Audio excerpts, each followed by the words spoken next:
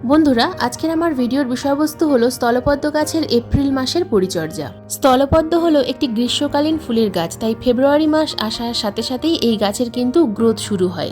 সম্পূর্ণ শীতকাল এই গাছ ডরমেন্সিতে থাকে, তখন কিন্তু গাছের কোনো রকম কোনো গ্রোথ দেখা যায় না। গ্রোথ শুরু হওয়ার সঙ্গে সঙ্গেই কিন্তু আমাদের এই স্থলপদ্ম গাছের পরিচর্যা শুরু করতে হয়। আজকের এই ভিডিওতে সম্পূর্ণ জৈব তরল খাবার প্রয়োগ করা দেখাবো, যে খাবার প্রয়োগ করে গাছে আসবে অগণিত কুঁড়ি। তাছাড়া যদি তোমাদের বাগানে স্থলপদ্ম গাছের গ্রোথ থমকে থাকে, এই খাবার প্রয়োগ করে কিন্তু স্থলপদ্ম গাছের গ্রোথ ভালো হবে। গাছে কুঁড়ি তো আসবেই, গাছের পাতা থাকবে সবুজ সতেজ। গাছ যদি সুস্থ থাকে তাহলে গাছে কিন্তু রোগ পোকার আক্রমণও অনেক কম হয়। আজকের এই ভিডিওতে বলবো এপ্রিল মাসে আমরা কোন কোন পরিচর্যা করব, কয়েকটা পয়েন্ট নিয়ে আলোচনা করব। এপ্রিল মাসের A to Z care tips থাকছে আজকের এই ভিডিওতে, তাই আজকের এই ভিডিওটা সম্পূর্ণ মনোযোগ দিয়ে দেখার অনুরোধ করব। একটু স্কিপ করে দেখো না বন্ধুরা, স্কিপ করে দেখলে কিন্তু অনেক কিছুই মিস করে ফেলবে। নমস্কার, আমি লাবণী, আমার বাগানে তোমাদের সবাইকে জানাই স্বাগত। ভিডিও শুরু করার আগে তোমাদের সবার কাছে অনুরোধ, এই ধরনের ভিডিও যদি তোমরা আরও দেখতে চাও তাহলে আমার এই চ্যানেলটাকে সাবস্ক্রাইব করে পাশের বেল আইকনটা প্রেস করে রেখো, কারণ এই ধরনের নিত্য নতুন ভিডিও আমি প্রতিদিন ঠিক সন্ধ্যা 6টার সময় আপলোড করি। তো চলো ভিডিওটা শুরু করা যাক। প্রথমেই বলবো পয়েন্ট নাম্বার 1। বন্ধুরা, স্থলপদ্ম গাছ যেহেতু গ্রীষ্মকালীন ফুলের গাছ, তাই তোমরা যদি তোমাদের বাগানে স্থলপদ্ম গাছের চারা প্রতিস্থাপন করতে চাও তাহলে এই সময় নার্সারি থেকে স্থলপদ্ম গাছের চারা কিনে এনে প্রতিস্থাপন করতে পারো। খুব ভালো এই সময় গ্রোথ হবে। আর যদি তোমরা কোথাও থেকে ডাল সংগ্রহ করতে পারো তাহলে এই গাছের ডাল থেকে কিন্তু তোমরা খুব সহজেই চারা করতে পারবে। জলে খুব ভালো চারা তৈরি হয়, তাছাড়া বালির মধ্যেও প্রতিস্থাপন করে রাখলে খুব সুন্দর চারা তৈরি হয়। আমি একটা পেন্সিল সাইজের স্থলপদ্ম গাছের ডাল জলের মধ্যে রেখে দিয়েছিলাম প্রায় 1.5 মাস, তো খুব সুন্দর কিন্তু শিকড় হয়েছে। তো আমি এখনো পর্যন্ত এটাকে জলের মধ্যেই রেখেছি, এখনো পর্যন্ত প্রতিস্থাপন করা হয়নি। তো এই গাছ যদি তোমরা নার্সারি থেকে কিনে আনো তাহলে কোন ধরনের মাটিতে প্রতিস্থাপন করবে? 40% গার্ডেন সয়েল, 40% কম্পোস্ট আর 20% কোকোপিট মিশিয়ে এই স্থলপদ্ম গাছের চারা তোমরা কিন্তু খুব সহজেই প্রতিস্থাপন করতে পারবে। যেহেতু এটা জবা গোত্রীয় গাছ, তাই জবা গাছের মতোই প্রতিস্থাপন করবে, খুব ভালো গাছের বৃদ্ধি হবে। পয়েন্ট নাম্বার 2, চারা গাছ প্রতিস্থাপন করার পর অন্তত 7 দিন বা 10 দিন ছায়ায় রাখতে হবে। তারপর যখন গাছ সুস্থ বা সতেজ হয়ে যাবে তখন থেকে কিন্তু গাছকে ফুল সানলাইটের মধ্যে রাখতে হবে। স্থলপদ্ম গাছ যেহেতু গ্রীষ্মকালীন ফুলের গাছ, তাই এই গাছ যে ফুল সানলাইট ভীষণ পছন্দ করে। তোমরা যদি এই স্থলপদ্ম গাছকে ছায়ায় রেখে দাও তাহলে কিন্তু এই গাছের কখনোই ভালো গ্রোথ হবে না, গাছের মধ্যে কখনোই কুঁড়ি আসবে না। কমপক্ষে 5 থেকে 6 ঘন্টা সূর্যালোক পেলে এই গাছে কিন্তু খুব তাড়াতাড়ি কুঁড়ি চলে আসে। তো এপ্রিল মাসে এই গাছে একবার কুঁড়ি আসে, আবার কিন্তু অক্টোবর নভেম্বর মাসে এই স্থলপদ্ম গাছে কুঁড়ি আসে। তো আমার গাছে অলরেডি কিন্তু ছোট ছোট কুঁড়ি এসে গেছে। তো এই গাছের কুঁড়ি আসতে সময় যেমন লাগে তেমনই কুঁড়িগুলো বড় হতেও কিন্তু সময় লাগে। পয়েন্ট নাম্বার 3, গাছের পাতা যদি হঠাৎ করে দেখা যায় যে হলুদ হয়ে যাচ্ছে তাহলে চিন্তার কোনো কারণ নেই।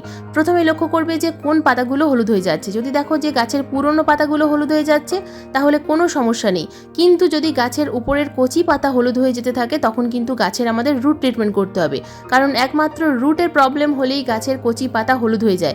তাছাড়া পোকামাকড়ের আক্রমণ তো আছেই। গাছে কীটনাশক প্রয়োগ করার আগে আমাদেরকে কিন্তু রুট ট্রিটমেন্ট করতে হবে। রুট ট্রিটমেন্ট কীভাবে করে সেটা কিন্তু আমি জবা গাছের ভিডিওতে তোমাদের দেখিয়েছিলাম। তো সেই জবা গাছের ভিডিওর লিঙ্ক আমি ডেসক্রিপশন বক্সে দিয়ে দেবো, তোমরা চাইলে কিন্তু দেখে নিতে পারো। সামনে যে গাছটা দেখতে পাচ্ছ, এই গাছের পাতা পোড়ার কিন্তু একটা সম্ভাবনা দেখা গেছে, এর পাতা কিন্তু অন্যরকমভাবে পুড়ে যাচ্ছে। তো এইরকম গাছের পাতায় যদি কালো কালো স্পট দেখা যায়, গাছে যদি ফাঙ্গাস প্রবলেম দেখতে পাও, প্রথমে কিন্তু ফাঙ্গিসাইড স্প্রে করবে। প্রথমে হলুদ বা আক্রান্ত পাতাগুলোকে তুলে ফেলে দিতে হবে, তারপর গাছের ফাঙ্গিসাইড স্প্রে করতে হবে। এখানে আমি 5 লিটার জলে 5 ml অ্যামিস্টার টপ ফাঙ্গিসাইড মিশিয়ে নিয়েছি। আমি আমার বাগানের সমস্ত গাছে স্প্রে করব, যে কারণে একটু বেশি পরিমাণে নিয়েছি। তো অ্যামিস্টার টপ ফাঙ্গিসাইড 1 লিটার জলে 1 ml মিশিয়ে সম্পূর্ণ গাছে স্প্রে করতে হবে। এটা 15 দিন অন্তর অন্তর করতে পারো। যদি ফাঙ্গাস প্রবলেম কম থাকে মাসে একবার ফাঙ্গিসাইড স্প্রে করতে পারো। তো সম্পূর্ণ গাছে আমি কিন্তু এই অ্যামিস্টার টপ ফাঙ্গিসাইডটা স্প্রে করছি। আর যদি দেখো যে পাতার তলায় প্রচুর পরিমাণে পোকামাকড়ের আক্রমণ হয়েছে তাহলে কিন্তু কীটনাশক স্প্রে করতে হবে। নিম তেল অথবা কাকা কীটনাশক 10 দিন অন্তর অন্তর গাছের পাতায় স্প্রে করবে, খুব ভালো রেজাল্ট পাবে, গাছে কোনো রকম কোনো পোকামাকড়ের আক্রমণ হবে না। পয়েন্ট নাম্বার 4, স্থলপদ্ম গাছে জল আমরা কতটা পরিমাণ প্রয়োগ করব। যেহেতু গ্রীষ্মকালীন ফুলের গাছ তাই প্রতিদিন আমাদেরকে জল প্রয়োগ করতে হবে, কিন্তু তোমাদের গাছ যদি একটু ছায়া জায়গায় থাকে বা ব্যালকনিতে থাকে তাহলে তোমরা একদিন অন্তর অন্তর জল প্রয়োগ করবে। অতিরিক্ত রোদ্দুর না থাকলে কিন্তু গাছের গোড়ার মাটি ভেজা হয়ে থাকে, টবের নিচের দিকের মাটি যদি ভেজা হয়ে থাকে তারপর আমরা যদি আবারও জল প্রয়োগ করি তাহলে কিন্তু গাছের ক্ষতি হয়। পয়েন্ট নাম্বার 5, গাছের গোড়ায় প্রচুর পরিমাণে আগাছা হয়, তো আগাছাগুলোকে তুলে ফেলতে হবে এবং টবের মাটি প্রতি 15 দিন অন্তর অন্তর খুব ভালোভাবে খুশে দিতে হবে। টবের মাটি ভালোভাবে খুশে দিলে গাছের গোড়ায় অক্সিজেন চলাচল করতে পারে। গাছের গোড়ার মাটি যদি আলগা থাকে গাছের বৃদ্ধি ভালো হয়। গাছের গোড়ার মাটি শক্ত হয়ে থাকলে শিকড় কিছুতেই চলাচল করতে পারবে না এবং গাছের একেবারেই বৃদ্ধি হবে না।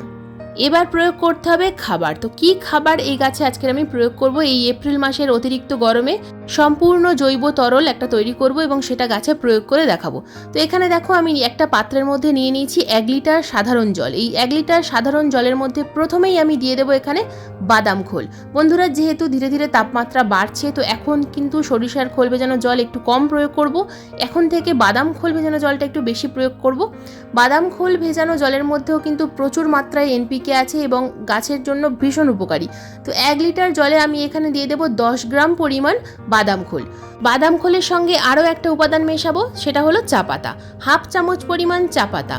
ফ্রেশ চা পাতা নেব, ইউজ করা চা পাতা নয়, ফ্রেশ চা পাতা নিতে হবে। চা পাতার পরিবর্তে তোমরা কিন্তু এখানে কফি পাউডারও নিতে পারো। স্থলপদ্ম গাছ কিন্তু অ্যাসিডিক সয়েল ভালোবাসে, ঠিক জবা গাছের মতো। তাই আমরা কিন্তু জবা গাছের বা স্থলপদ্ম গাছের মাটি সবসময় অ্যাসিডিক রাখার চেষ্টা করি। তো যে কারণে আমি এখানে চা পাতা নিলাম।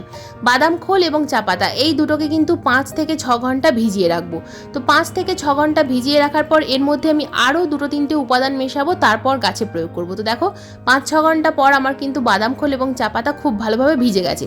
বাদাম খোল অনেকক্ষণ ভেজানোর কোনো প্রয়োজন নেই।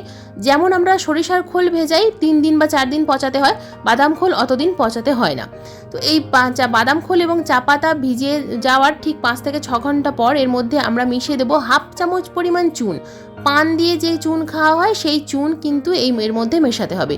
গুঁড়ো চুন দেখো 1/2 চামচ পরিমাণ দিলাম। এর মধ্যে আমি দিয়ে দেবো 3 থেকে 5 চামচ পরিমাণ পাকা কলার খোসার গুঁড়ো। যদি পাকা কলার খোসার গুঁড়ো না থাকে সেক্ষেত্রে পাকা কলার খোসা 1 লিটার জলে 3 দিন আগে থেকেই ভিজিয়ে রাখতে হবে। তারপর সেই লিকুইডটা কিন্তু এই জলের সাথে মেশাতে হবে। তো দেখো এখানে আমি 5 চামচ পরিমাণ পাকা কলার খোসার গুঁড়ো ভিজিয়ে দিলাম। তো এর মধ্যে আরও একটা উপাদান দেবো, কারণ এখানে যেহেতু আমি অনেকগুলো উপাদান দিচ্ছি টবের মাটিতে ফাঙ্গাস প্রবলেম হতে পারে, তার জন্য কিন্তু আমি এখানে 1/2 চামচ পরিমাণ হলুদ গুঁড়ো মিশিয়ে নেব। তো এই টোটাল 5টা উপাদান আমি কিন্তু মেশালাম একটা তরল খাবার তৈরি করার জন্য। তো এর মধ্যে আমি এবার মিশিয়ে দেবো আরও 1 লিটার সাধারণ জল। তো আমি যেহেতু 2 লিটার খাবার তৈরি করছি সেই কারণেই কিন্তু আমি 10 গ্রাম পরিমাণ বাদাম খোল ভেজালাম। যদি তোমরা 1 লিটার লিকুইড তৈরি করো তাহলে সেক্ষেত্রে কিন্তু 5 গ্রাম পরিমাণ বাদাম খোল ভেজাতে হবে। তো এই মাপ করেই কিন্তু তোমরা গাছে খাবারটা দেবে। অতিরিক্ত বাদাম খোল বা অতিরিক্ত সরিষার খোল কিন্তু গাছের জন্য মোটেই ভালো নয়।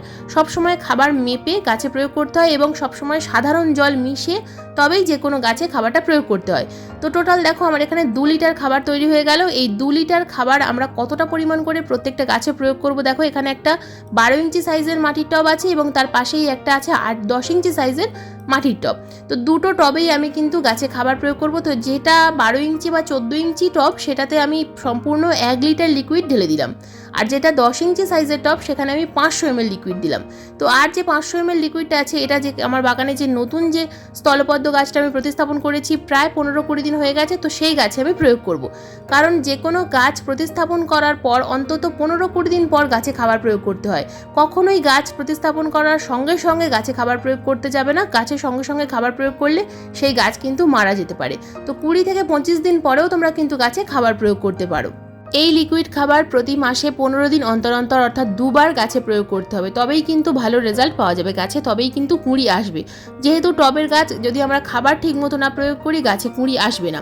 খাবার প্রয়োগ করার ঠিক 5 থেকে 6 দিন পর গাছে যে কোনো অনুখাদ্য স্প্রে করতে হবে। আমি প্রত্যেকটা ভিডিওতে তোমাদের বলে থাকি যে অনুখাদ্য গাছে দিতেই হবে। ভাইভিটা এক্স সিউইড লিকুইড স্প্রে করতে পারো, অ্যাগ্রোমিন ম্যাক্স স্প্রে করতে পারো, মোবোমিন স্প্রে করতে পারো। যে কোনো অনুখাদ্য হাতের কাছে যে অনুখাদ্য থাকবে সেটা 15 দিন অন্তর অন্তর সকালবেলা গাছের পাতায় স্প্রে করবে। তাহলেই কিন্তু গাছে আরও বেশি কুঁড়ি আসবে, গাছের পাতা একেবারে হলুদ হয়ে যাবে না। এই সমস্ত খাবার প্রয়োগ করার পাশাপাশি প্রতি মাসে একবার করে মিশ্র জৈব খাবার প্রয়োগ করার চেষ্টা করবে। তাহলে দেখবে গাছগুলো আরও সুন্দর থাকবে, গাছে প্রচুর পরিমাণে থোকায় থোকায় কুঁড়ি আসবে। বন্ধুরা, যদি তোমাদের বাগানের স্থলপদ্ম গাছগুলোতে প্রচুর পরিমাণে পোকামাকড়ের আক্রমণ হয় তাহলে তোমরা কিন্তু জৈব পেস্টিসাইডও ইউজ করতে পারো। জৈব পেস্টিসাইড আমি জবা গাছের ভিডিওতে যে পেস্টিসাইডগুলো দেখাই সেগুলোও কিন্তু তোমরা এই গাছে প্রয়োগ করতে পারো। বন্ধুরা, এই ছিল আজকের আমার স্থলপদ্ম গাছের এপ্রিল মাসের পরিচর্যার ভিডিও। আজকের এই ভিডিও তোমাদের কেমন লাগলো অবশ্যই কমেন্ট করে জানাবে। যদি ভিডিও সংক্রান্ত কোনো প্রশ্ন থাকে অবশ্যই কমেন্ট বক্সে কমেন্ট করবে, আমি যথাযথ উত্তর দেওয়ার চেষ্টা করব। আজকের এই ভিডিওটা যদি তোমাদের ভালো লেগে থাকে তো প্লিজ একটা লাইক করো, শেয়ার করো, হাইপ করো। চ্যানেলে নতুন বন্ধু হয়ে থাকলে চ্যানেলটাকে সাবস্ক্রাইব করে পাশের বেল আইকনটা প্রেস করে রেখো এরকম নিত্য নতুন ভিডিও দেখার জন্য। ঠিক সন্ধ্যা 6টায় যখনই ভিডিও লাইভ হবে তোমাদের মোবাইল স্ক্রিনে অথবা কম্পিউটার স্ক্রিনে ভিডিও নোটিফিকেশন কিন্তু তোমরা পেয়ে যাবে। আজকের এই ভিডিওটা সম্পূর্ণ মনোযোগ দিয়ে দেখার জন্য তোমাদের সবাইকে জানাই অসংখ্য অসংখ্য ধন্যবাদ।